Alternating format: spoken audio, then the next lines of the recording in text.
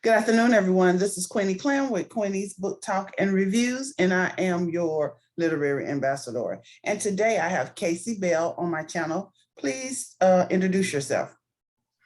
Hello, I am Casey Bell, author and publisher of many books. My latest series is American History. It's a children's book series, 9 books in the series. I've been publishing books since 2007. My first book was a fictional memoir about my high school years, more so about the students I went to high school with than it was about me. And I've been publishing books since then. I do multi-genre, fiction, nonfiction, children, young adult. And then I have fiction books for not suitable for children under 17. Okay. This is my journey. Okay. What attracted you to those different genres? Each one, it's a story for each one. A lot of them, especially the fiction, were inspired by something. So one of my books, my first book was inspired by my 4 years in high school. Mhm. Another one of my books was inspired by a movie I saw on television. My horror book was inspired by an episode I saw of a sitcom on television. My children's books were inspired by my nephews and nieces. One of my nieces was an avid reader, and I saw her reading one day, and I don't know why, but I got jealous that she was reading someone else's book other than mine. And then I realized I didn't even have books for her to read, so there was no reason to be jealous. So that's when I started publishing children's books for them. So yeah, each book has its own conception story of how I came up with the idea of publishing the books. Okay. Okay. What inspired you to start writing? Myself, as far as it being in me. I didn't know I was a writer per se, even though I was writing. So I started out, I would say probably 5, 6 years of age writing songs. It wasn't something I did because I thought that was something I was supposed to be. I did it because I found fun in it. You know, I didn't mind riding the bikes. I didn't mind, playing the video games, watching television, but my fun as a child was creating art. So I would write songs. I would create television commercials and perform them in front of my stuffed animals. I would create talk shows and things of that nature. And I didn't realize I was, my gift was writing at that time. I was doing it for the fun of it. The thing was throughout school, elementary, middle school, high school, and even college, my English scores were really low. So that told me personally that I'm not supposed to be writing as far as work. I just assumed that it doesn't matter. So I started doing theater instead. And that was what I did. Once I left college, most of my success came from my writing, but I still didn't consider myself a writer because school told me I wasn't smart enough to be a writer, indirectly with the grades I got. So it wasn't about till 2018 that I just remember I went to an audition and I didn't get it. And I just said, Holy Spirit, why isn't this working? And he said, because you're a writer. That's what you've been doing your entire life. That's the first thing I started doing as far as getting into work, so to speak. And it's something I never stopped doing. There were times when I stopped doing theater. There was time when I stopped creating like pictures as far as painting. But the writing was something I've never stopped doing. But because of, how do I say, school wasn't necessarily for me. Once I left school, I started reading and I realized I had to teach myself everything I learned because I didn't really learn it from the teachers. Once I began to teach myself grammar and content and writing, I realized, oh, I do understand. I just had to teach myself how to do it. So once that happened, I said, well, then it's time for me just to make this my full time and to really do this. And once I started getting readers and I started getting the feedback, I realized, okay, so this is something I am supposed to be doing, even though I was always doing it. Like I have 10, maybe 20 notebooks full of my writing. I just, even in that time of collecting those notebooks, it still didn't dawn on me that I'm supposed to be writing. So, yeah. Okay. What do you think is the most important elements of good writing? In my humble opinion, the most important part is the results. So I know most people, writers, are concerned about the grammar. They're concerned about the word counts, and they're concerned about the pages. However, if you write this amazing grammarly correct book with all the proper Everything is Right, and it's about anti-suicide, not to kill yourself. And you publish this book, and the suicide rate goes up. Horrible book, because there were no results. And so the main purpose is, because hopefully you're publishing a book because you want someone to read it. The question is, what results do you want that reader to have? So do you want them to lose weight? Do you want them to start a business? Do you want them just to have fun and be entertained? Do you want to produce comedy? Like what are they supposed to get when they get to that last page? What are they supposed to get out of it? And if most of the readers don't get it, then it's a horrible book. You failed. And so yes, content is important and all that stuff is important, but your main focus should be, what is the result the reader is supposed to get, and how do I make sure they get it? Okay. Is there a way you can briefly describe some of your books to us? Sure. I won't do them all. So one of my, I don't want to say favorite, but one of the books that I consider my favorite would be my fiction book called Essays of Dysfunctional Families, Literary Betrayal. It's actually two books in one, and that's why I call it my favorite, because it's the only book like this, where the first book, called Essays from Dysfunctional Families, is a fictional book written by a fictional author. And then there are 10 essays from people who write about their past, so all the dysfunction they had in their families. It was written by an author who used his own family and friends' dysfunctions. The second book, Literary Betrayal, is his family and friends finding out that he published this book. And the thing is, he changed their names. He made sure no one knew who he was talking about. However, they felt betrayed that he would use their life without even talking to them, making sure they knew that that's what they were going to be doing, that he was going to be doing that. And so the second book is their response to him in his book. And so that's one of my favorites because it's unique. Like I said, it's a book within a book. And the only reason why I did it that way is originally I was going to actually write a book about people I know in their history. And I said, no, I can't do that. That's not good. And so I said, well, then what I'll do is I'll write a book about an author who did that. And in me writing the book, I found out, to me, it was boring because you heard their response to the book, but you never got a chance to read the book. So that's why before you read their response, you get to read his book and understand why they're so angry with him. And so that's how that book came about. Another book, I said I have a book that's based on a movie I saw. It's about, I can't go into details because if I go into details, it's a spoiler alert.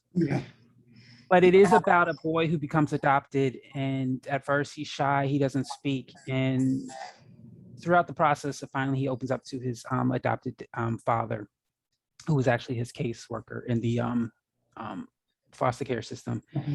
And during the process of him finally opening up to his adopted father, his birth mother comes back into his life, into the adopted father, and she tells him what happened as to why the child was given up. Like I said, I don't want to give any clues away. And then he reluctantly allows her to see him without exposing who she is.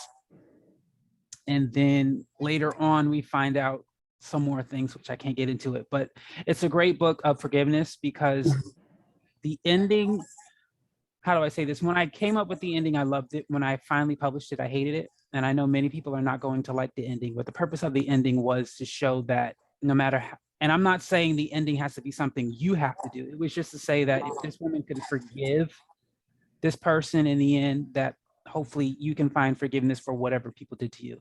However, it is an ending that I'm sure everyone who reads it is not going to like it.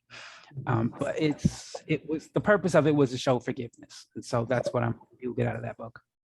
My latest nonfiction book is 4 Keys to Success. That was in my opinion, was never supposed to be written.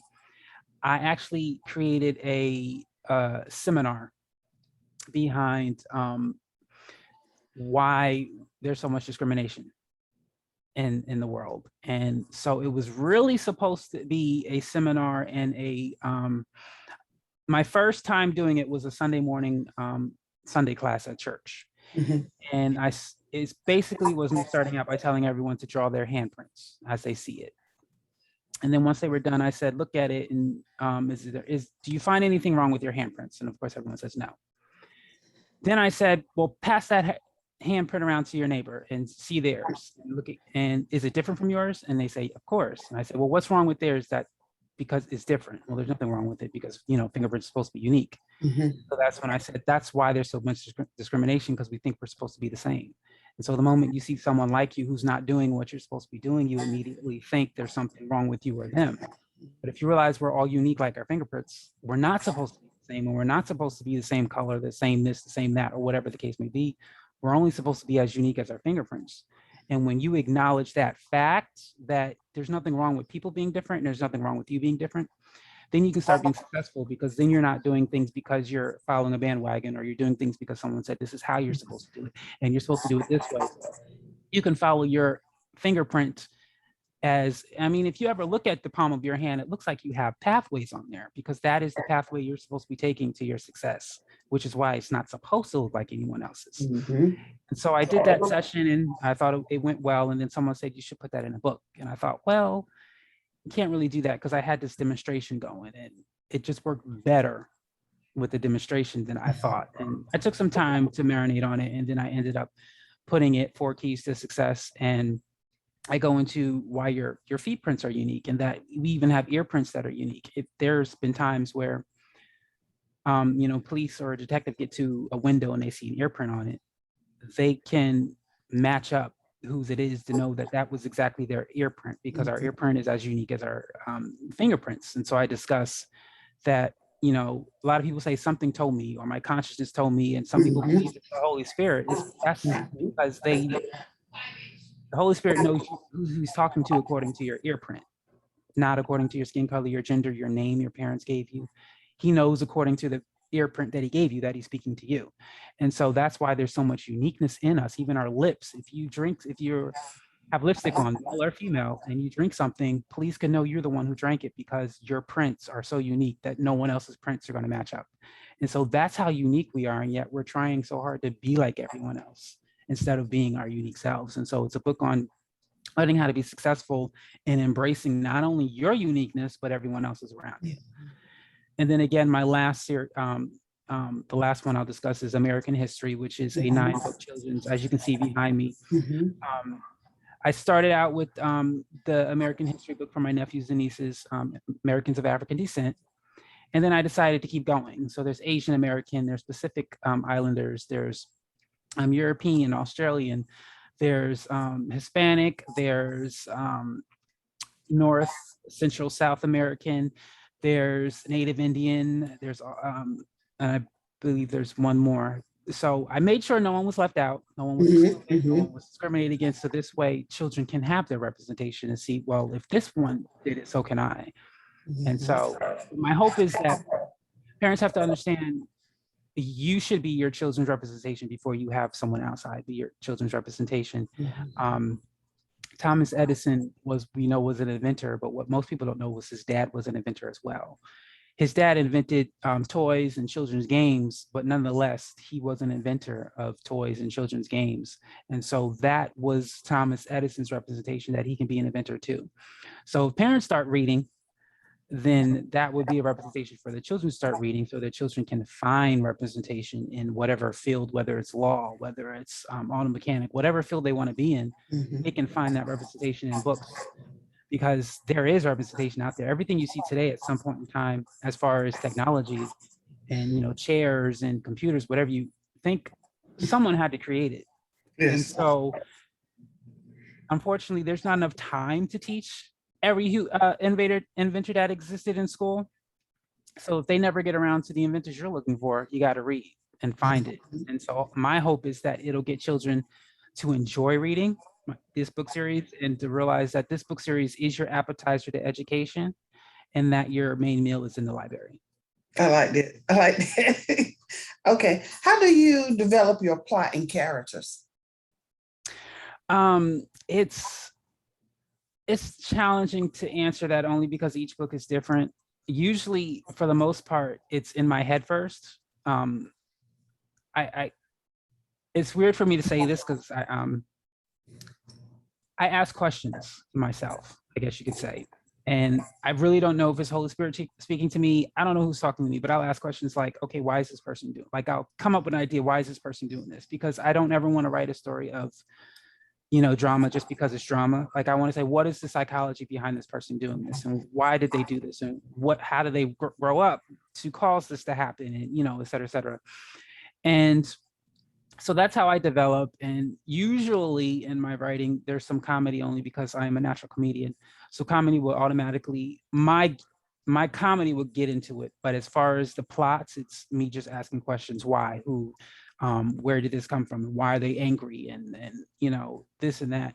Even like I said with the essays book, I had to really stop and really, I guess you could say, ask Holy Spirit for some real dysfunction, because you don't want people being angry just to be angry. I wanted people to understand why his family and friends were very angry with him, because it wasn't like small dysfunction. It was really deep, serious stuff that they were trying to keep secret. And here he is exposing it all to the whole world.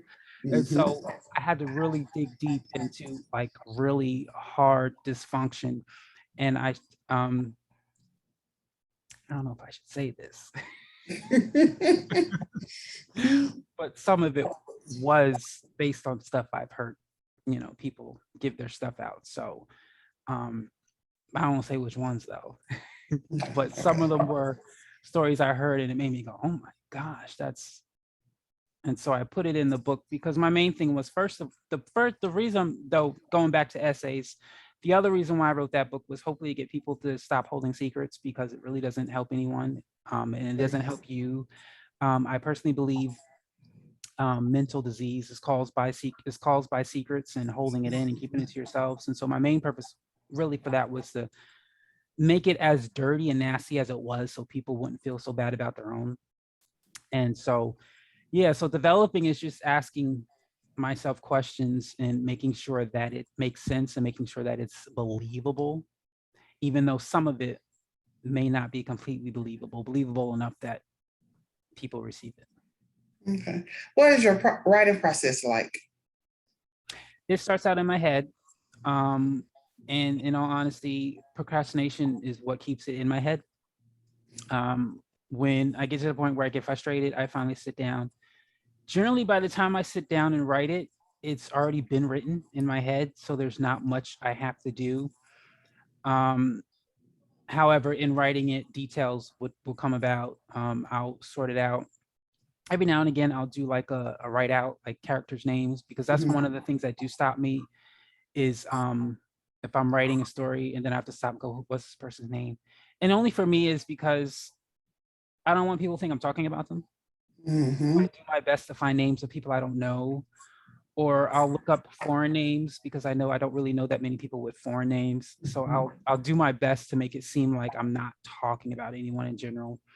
But at the end of the day, sometimes I'll just use, names I do know, just because sometimes I get to the point where I'm like, it's literally been 20 minutes. I've been sitting at the computer thinking of a name and I'm like, just forget it. It's gonna have to be, I don't care anymore because I'm wasting my time coming up with the name. So usually what I'll do is I'll say, well, sit down and do the names now so that when you get writing, you're not holed up over a name.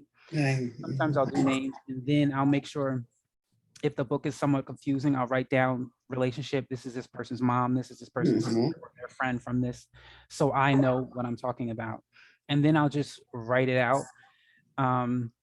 And like I said, every now and again, new ideas will pop up in my head as I'm writing, and I'll throw that in there. And so that's basically my process. Okay. What has been the most surprising thing you discovered while writing your books? Most surprising thing that I discovered that I can write a book. That would be the most surprising thing, because like I said, when I was in school, I just thought I was too dumb to write a book. Like that's what I believed.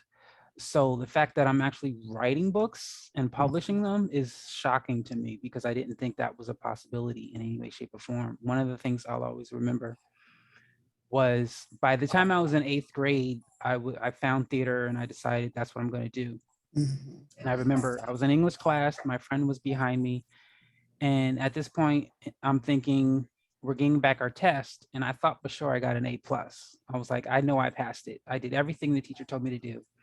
Get it back, and it's like a C minus. And I just went, I don't understand. I said, I'll never get English. I'll never understand how to write correctly. And my friend told me, then you'll never be a writer. And I said, I don't care. I don't ever want to be a writer. And to this day, I think about that moment, like, you know, I one of the things I remember my pastor talking about is self-deception. And now I realize back in 8th grade, I deceived myself because I had no clue that this was in me to do. And so it's still surprising because I remember that day as if it was yesterday of me saying, I don't care. I'll never be a writer. I don't want to be a writer. Because I was just so frustrated with every time I got a test back, it wasn't what I thought it was. And I couldn't understand, why can't I comprehend this? And so I figured then I'll just do theater where all I have to know how to do is read the script, remember the script, and perform the script, and I'll be good. I don't need English. I don't need anything else. So it's amazing now that I'm not doing anything in theater as I thought it was, and everything I'm doing is in writing, which is what I'd never do. So it's amazing for me. Which one of your books was the most enjoyable to write? The most, and I would have to say essays. Essays from dysfunctional family. I mean, this may sound weird, but it was enjoyable writing dysfunction in a sense that I know, right? Because it was enjoyable trying to find like I would think of a function and then I would find a way to make it even just more dysfunctional than it is. And it was fun coming up with this dysfunction. Only because, I mean, there was a time in my life where I judged people. Oh my gosh, you did that. And I realized that, well, I'm not perfect. It took me some time to really realize that I don't have the right to measure my wrongdoing less than anyone else's. And so now I'm at a point where I don't judge anyone because it's like there's no perfect person. There's no one who's never made a mistake. There's no one who's never done anything wrong. There's only people, we've all done something illegal. There's only people who've got caught and people who haven't, period. And so that just because you didn't murder anyone, it doesn't make you any less better. So when I was writing this dysfunctional book, it wasn't like, oh my gosh, this is horrible. It was more like, I guess you could say satisfying, because in my mind, I was hoping to help people to stop thinking that someone else's dysfunction is worse than theirs and to stop thinking that it's okay for you to hide yours. Because when I think of, and I hate to bring this up, but when I think of R. Kelly, and how his brother exposed that they were both molested by their sister, it's like, had he dealt with it, had he had not shame and he dealt with it, he would not be where he is today. And it's sad that we don't understand, even when you think of Harvey Weinstein and all these men now getting in trouble, finally, I can promise you that didn't start in adulthood. That started somewhere in childhood, and they were told, don't say anything, keep it a secret, shut up. And we think, and I mean, okay, you don't have to tell everyone, but could you at least go to therapy and talk about it? Because I'm hoping most people know there is a law that therapists are not allowed to go out, spreading your information.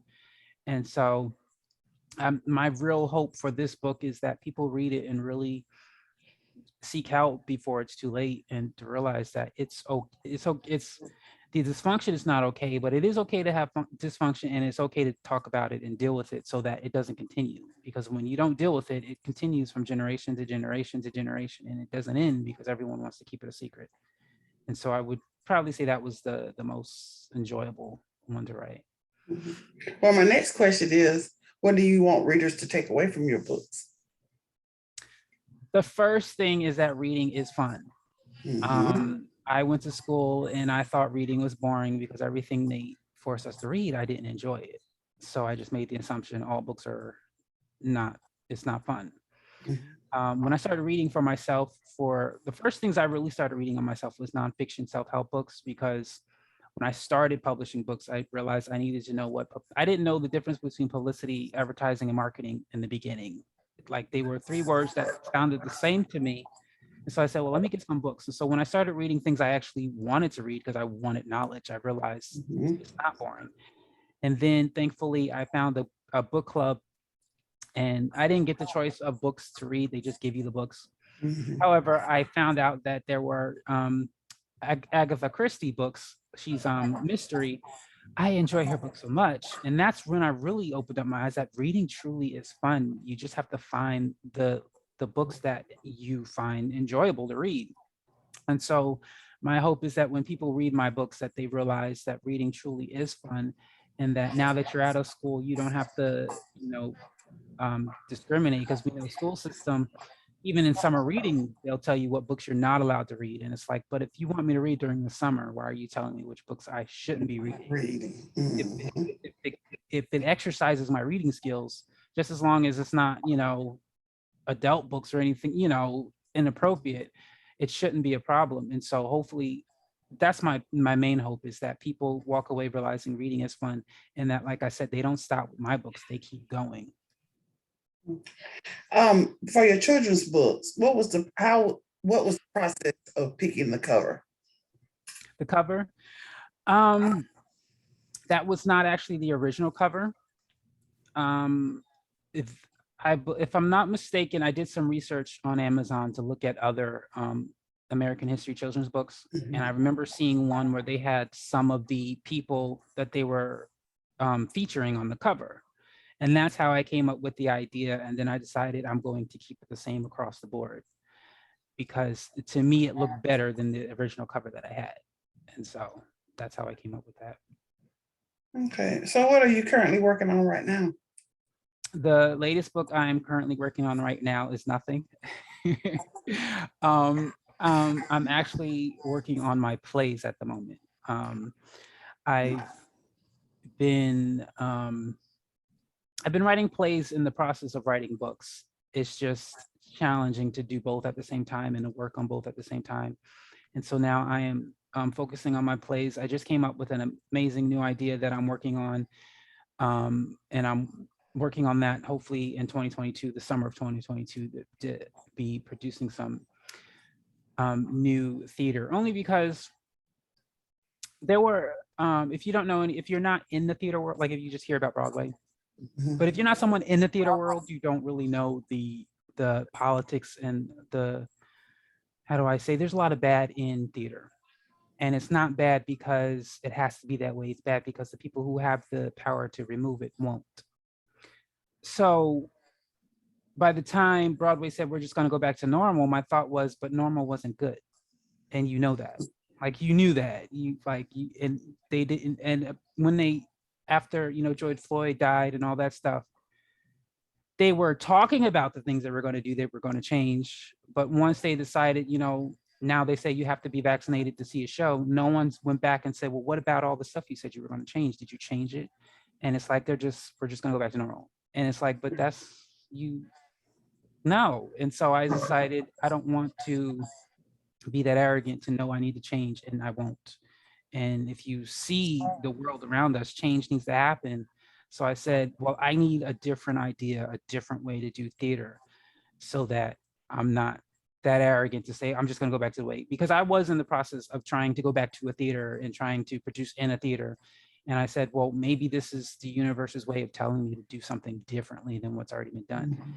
And so I am working on doing outside theater and outside in what I call moving theater, which is where the audience has to move with the actors, because the action will be taking place in different locations. Not like you're not going to be walking like a marathon. It'll just be steps away, but it'll cause the audience to get involved with the action, and it'll stop them from falling asleep, because you got to get up and so it's basically it's basically you're the cameraman behind either a reality TV show, you can look at it that way, or one of those talk shows where the cameraman has to run after the people, so you're going to be following the action. And so that's what I'm working on at the moment. Okay. How can readers find you and your books? AuthorCaseyBell.com is the easiest way to find me, and all my books. Not all my books are on Amazon, so AuthorCaseyBell.com is the best way to find all my books. Okay. Is there anything else you would like to add before we close? Always be as unique as your fingerprint. That is a quote that I came up with, and I stand by for life. We all need to just be okay with us being like our fingerprints and everyone else doing the same thing, and not forcing each other to be anything that they're not. And so that's it. Okay. Well, thank you for coming in today. I really appreciate it. Thank you for having me. I appreciate it. All right. This is Queenie Clem with Queenie's Book Talk and Reviews. Happy reading. Bye, y'all.